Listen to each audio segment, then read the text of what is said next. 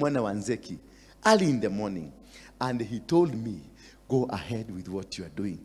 Remember, the whole nation is crying against me. But this is a man who confirmed to me. Why? He wanted to run away from me. He was not happy. We were in a territory that he needed to run away. But he told me, go ahead and do what you are doing. It is good. Remember, this is a man of God with power in his tongue. He reconfirmed the demon that is in me, and we went on to become even bigger and even stronger than what I was. Bwana Yesu asifiwe sana. But what happened? Much later, when I got saved, everybody was happy. And there is this one statement that was given by everybody, that this man has gotten saved. And everybody, BBC was there to cover life, CNN covered life, KTN covered life, KBC covered life. All those media stations. It was breaking news. And the reporting was, the most dangerous man has finally found the light. But there is this message. When I went to church, they sang songs. Niko chini ya mwamba, mwamba juu yangu.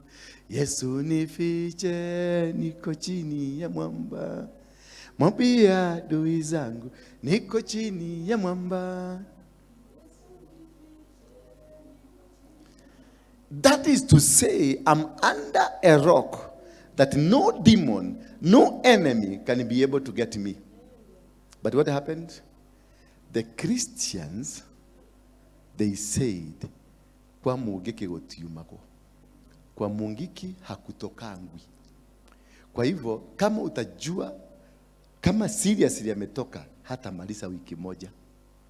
So, for them to confirm I am really, surely, sincerely saved, it was by death.